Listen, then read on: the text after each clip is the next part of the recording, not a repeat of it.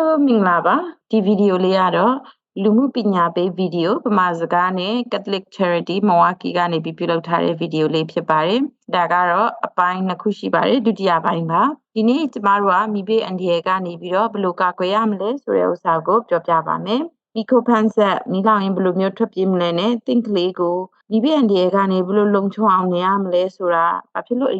ရေးကြီးလဲဆိုတဲ့ဟာကိုကျမတို့ပြောပြပါမယ်နောက်ပြီးတော့ကျမတို့ကဒီရဲ့မိသားစုကိုအစဉ်သင့်ဖြစ်နေမဲ့နီလန်းတွေဘယ်လိုမျိုးကာကွယ်အောင်ထားမလဲသူတို့ကိုလုံခြုံအောင်ထားမလဲဆိုတဲ့နီလန်းတွေကိုပြောပြပါမယ်။ဘာဖြစ်လို့မိဘအန်ဒီယေကနေလုံခြုံအောင်နေရမလဲ။သိရမလဲဆိုတော့တကယ်လို့များတင်အိမ်မှာမိစလောင်ပြီဆိုလို့ရှိရင်တင်ကထွက်ပြေးဖို့အတွက်2မိနစ်ပဲအချိန်ရှိပါတယ်။2မိနစ်ဆိုတာအချိန်အများကြီးမဟုတ်ပါဘူး။ဒါကြောင့်မို့လို့ကြိုတင်ပြီးတော့ပြင်ဆင်ထားရမယ်မိဘအန်ဒီကနေကာကွယ်ရမယ်နောက်ပြီးတော့မှမိလောက်ရင်ဘယ်လိုထွက်ပြေးရမလဲဆိုတော့အဲ့ဒီအစီအစဉ်လေးရှိဖို့အတွက်အရန်ကိုအရေးကြီးပါတယ်တကယ်လို့များတင်းရဲ့မီခရိုဖန်ဆက်တွေကအလုံးမလုံးဘူးဆိုလို့ရှိရင်မိလောင်နေတဲ့ဥစ္စာကိုတင်းကိုသူတို့မီခရိုဖန်ဆက်ကတတိပေးမှာမဟုတ်ပါဘူးအဲ့ဒါကြောင့်မို့လို့တင်းအတွက်အထက်တိုင်းမှာတင်းရဲ့အိမ်အထက်တိုင်းမှာမီခရိုဖန်ဆက်အနည်းဆုံးတစ်ခုစီရှိနေရပါမယ်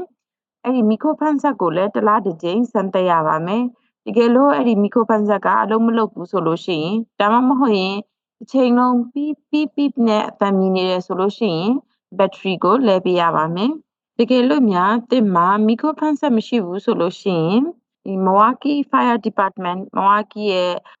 မီ department ကနေပြီးတော့မှအဲ့သူတို့စီကနေပြီးတော့မှအခမဲ့တလုံးရယူနိုင်ပါတယ်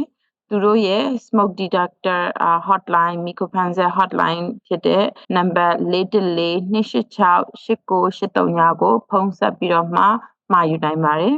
ဘယ်လိုထွက်ပြေးရမလဲဆိုတာကိုအစီအစဉ်တစ်ခုလုပ်တင်ပါတယ်ပြီးတော့မှဘယ်ကနေထွက်ရမလဲတကားပေါက်တွေဘယ်မှာလဲဆိုတာကိုလည်း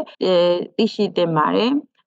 တင်ကတင်ရဲ့မိသားစုကိုနဲ့ကလေးတွေကိုဘယ်လိုမျိုးပြင်ဆင်ရမလဲဆိုတာကိုပြောပြပြီးတော့မှကူညီတင်ပါတယ်တကယ်လို့များမိလောက်နေဆိုလို့ရှိရင်တင်ကလေးတွေကတိအောင်ဘယ်လိုထွက်ပြေးရမလဲသူတို့အခန်းကနေပြီးတော့အပြင်ကိုရအောင်ဘယ်လိုထွက်ပြေးရမလဲဆိုတာကိုပြောပြတင်ပါတယ်အဲ့ဒီပြောပြပြီးတော့တင်ရဲ့အစီအစဉ်ကိုတင်ရဲ့ plan လေးကိုတစ်နှစ်မှ2ကြိမ်လေ့ကျင့်တင်ပါတယ်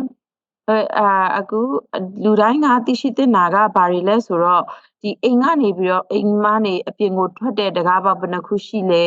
နောက်ဘယ်လိုမျိုးထွက်ပြေးရမလဲဆိုတာကိုသိတင်ပါတယ်ပြီးတော့ကလေးတွေကိုသူတို့ကြောက်ရင်တော့မှသူတို့ကိုမပုံးခိုင်းပါနဲ့သူတို့ပုံးနေတာမကောင်းဘူးဆိုတာကိုပြောပြပါဒီကဲလို့များမိခိုးတွေအများကြီးရှိတယ်ဆိုလို့ရှိရင်ကျမ်းပြင်ပေါ်မှာလေးဖက်တွားပြီးတော့မှအိမ်အပြင်ကိုထွက်အောင်ပြုလုပ်ရပါမယ်သွားရပါမယ်တကယ်လို့အပြင်ကိုမထွက်နိုင်ဘူးဆိုလို့ရှိရင်ပြင်းပေါက်ကိုဖွင့်ပြီးတော့မှအော်ဟစ်ပြီးတော့လူတွေကိုအကူအညီတောင်းဆိုနိုင်ပါတယ်နောက်ပြီးတော့အပြင်ကိုရောက်သွားပြီဆိုလို့ရှိရင်လည်းကလေးတွေကိုဘယ်နေရာမှာတွေ့မလဲဆိုတဲ့နေရာတစ်နေရာကိုရွေးချယ်ထားတင်ပါတယ်တကယ်လို့မီးလောင်ပြီဆိုလို့ရှိရင်သားတို့သမီးတို့ရဲ့ဒီနေရာကိုလာခဲ့ပါမှာဖြစ်အင်ရှင်မှာတပင်ကြီးကြီးတစ်ခုရှိရဲ့တကယ်လို့မီးလောင်နေဆိုလို့ရှိရင်အကုန်လုံးကအိမ်ထဲကနေပြီးတော့ထွက်ပြေးနိုင်အောင်ကြိုးစားကြမယ်ပြီးရင်အပြင်ကိုရောက်တာနဲ့အဖေတို့မေတို့မတွေ့ဘူးဆိုလို့ရှိရင်အဲ့ဒီတစ်ပင်သားလေးမှာရက်နေအကုန်လုံးဒီတစ်ပင်သားမှာလူစုကြမယ်ဆိုပြီးတော့ပြောထားတင်ပါတယ်တင်းရဲ့ကလေးတွေကိုတင်ကြပေးပါတကယ်လို့များမိလောင်ပြီဆိုလို့ရှိရင် get up အပြင်ကိုထွက်ချက်ချင်းထွက် stay out အပြင်မှာပဲနေပြီးတော့ call 911 for help ဆိုတဲ့911ကို911ကိုအကူအညီအတွက်ဖုန်းဆက်ပါဆိုတဲ့ဥစ္စာကိုသူတို့ကိုပြောပြပေးပါအပြင်ကိုရောက်သွားပြီဆိုလို့ရှိရင်ဘာအတွက်ကြောင့်မှဘသူအတွက်ကြောင့်မှအိမ်ထဲကိုပြန်မဝင်ရပါဘူးဒါတွေကိုဒီထက်ပိုပြီးတော့မှသိရှိချင်တယ်ဆိုလို့ရှိရင် sparky.org ဆိုတဲ့ website လေးရှိပါတယ်အဲ့ဒီမှာသွားပြီးတော့မှဒီမှာactivities တွေရှိတယ်သူတို့ပြောကစားလို့ရတဲ့ဥစ္စာတွေရှိတယ်ဗီဒီယိုတွေရှိပါတယ်အဲ့ဒီဗီဒီယိုတွေကတင်ရဲ့ကလေးတွေကိုဒီမိဘေးအန်ဒီရဲ့အတွက်အကြောင်းကိုပို့ပြီးတော့မှသင်ကြားပေးပါလိမ့်မယ်